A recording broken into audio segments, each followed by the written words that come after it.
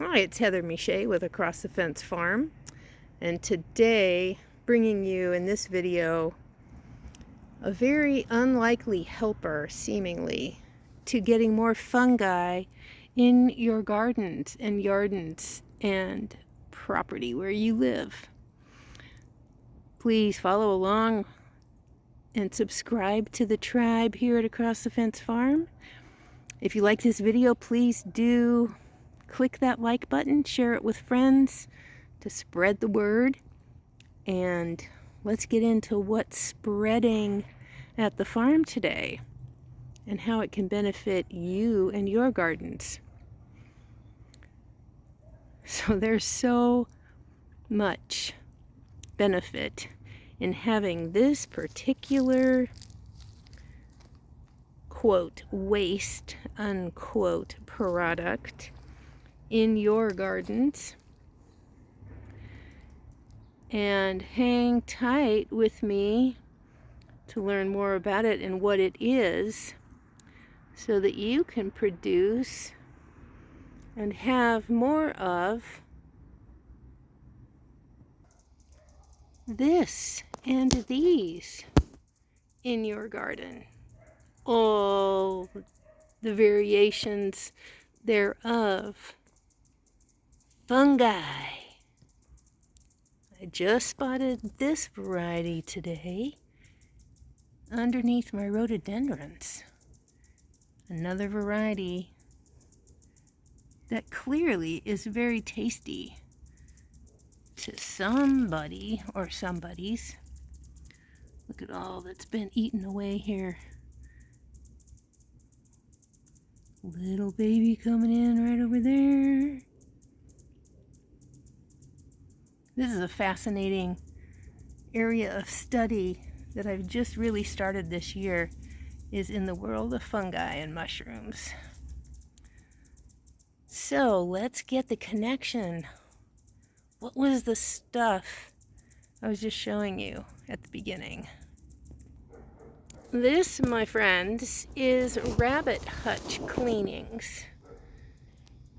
And from my dear neighbor, she would just be throwing it away. But I said, oh no, I will take your goodies from the Rabbit Hutch Cleanout and start composting it. Her mix consists of, these are the rabbit pellets, rabbit poop. This is broken down sawdust pellets that are used as part of the bedding. Show you it before they're all broken down over here. Here you can see the pellets before they've all disintegrated when in contact with the wet, i.e. with the rabbit urine.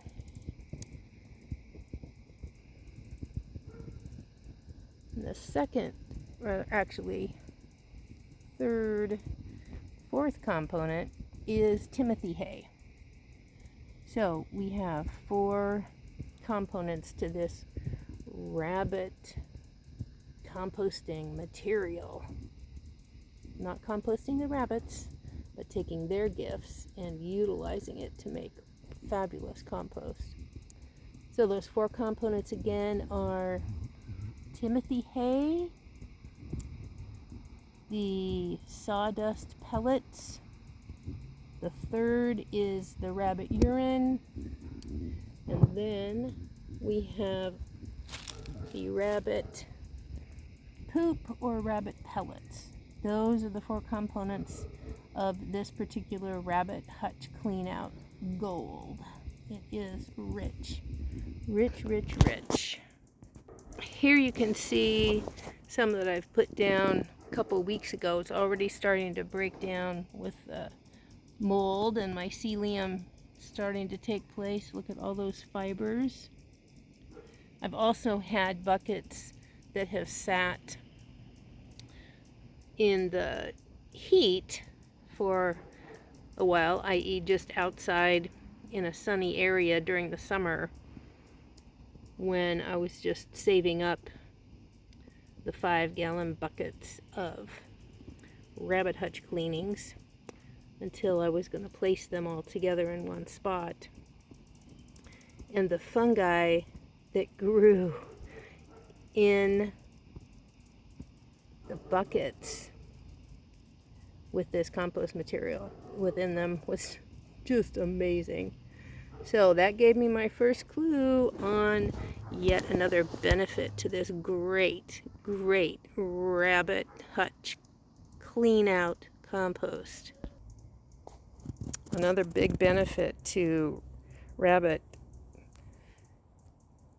Cleanout compost is that it is not hot like chicken manure compost.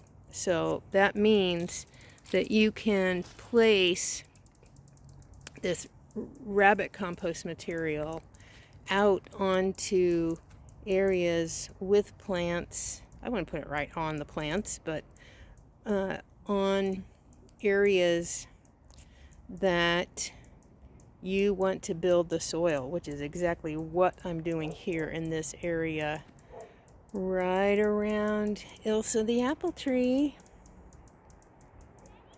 And this ground here has been so barren and neglected and devoid of anything of nutritional value or really animal life, because the homeowner years and years ago put down black plastic and huge bark chips. The black plastic being how they wanted to deter, quote, weeds, unquote, and then the decorative and also no maintenance benefit of large chunks of bark. So you can see some remnants of black plastic there. I am systematically pulling up the black plastic from this area and building up the soil. A little sidebar here. This is a really happy snowberry that just volunteered itself and has grown really quite tall. I'm very happy. So I'm feeding the area around that. Ultimately, I'll get all of the black plastic up and get this whole area of soil built up with nutrients. So the rabbit compost material is perfect to put here to just now leach into the soil that has been so avoided, neglected, and can now start sending down nutrients into the bit of soil and getting it to be happy and rich. So coming back to these guys, I want to say that these are boletes, but I'm not sure. I need to study up in my book. But you can see here, this is all under my rhododendrons. I've been spreading rabbit compost material and also shavings. The shavings I use for my cat litter in their litter box. So my point being that putting this great organic material on areas in your gardens really can help bring in the mycelium family and build up the soil, get it rich and healthy and happy, and possibly even bring you some edible mushrooms. If you know your mushrooms, you could have some great surprises. And yet another area loaded with these big shrooms coming up. And the diversity and abundance of mushrooms and fungi that not only I am seeing and finding this year, but everyone who's out and about, either in their gardens or out foraging for mushrooms to eat, they're saying the same thing. It's just absolutely a bonanza. Here's another variety there. Little white guys coming up. And then a Slimer. As they age, some just start breaking down and deteriorating. So, there's your tip. If you know anybody who has rabbits, and if they're not using their Rabbit Hutch Cleanout material, boy, I suggest getting your hands on it and happily getting it back to the earth and producing a beautiful compost. Let me take you where my actual Rabbit Hutch Cleanings composter is to show you what the compost looks like when it's finished, when you actually just put it in a composting container and let it break down and do its thing. Here is my dedicated only Rabbit Hutch Cleanout composter, and this is done and finished. You can see, look how friable it is. It's just almost like a soily sawdust, and it is just fantastic. This can be, of course, put into a planting soil mix, or if you're planting trees, shrubs, berries, etc. during the cold, that's the prime planting time, is during the cold weather when the plants are pulling all their energy down into their root system. Case in point, here are two, one here, one here, Japanese maple starts that I have. Obviously they've lost their leaves. Now is the time to transplant and plant them where you want them. It is not springtime to plant these or any other fruit trees, nut trees, shrubs, and so on, because springtime is when they're bringing their chi, their life force, up to produce new life, to get leaves, ultimately blooms if it's a blooming plant or a fruiting plant or shrub. Going with the seasons, growing with the seasons. Now is the time, late fall, early winter, to plant these types of trees, shrubs, and plants. This way they can, with their chi and juice that's down at their roots, they can do that to develop their root system during winter and get established. And then once spring comes, they can push that energy, as they will, up into leaves and new shoots.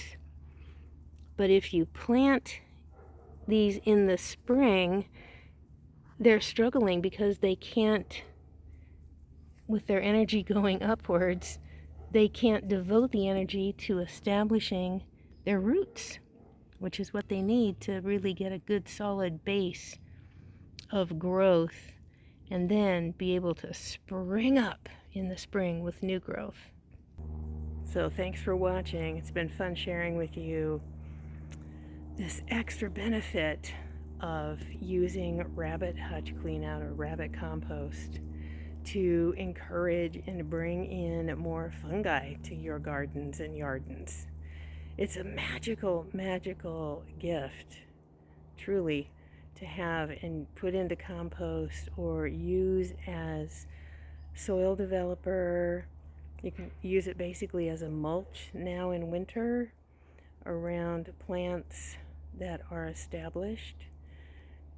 And if it's fresh, just straight out of the hutch cleaning and hasn't actually composted, go ahead and put those certainly around plants, but keep it about 4 inches or so away from any stalks or stems.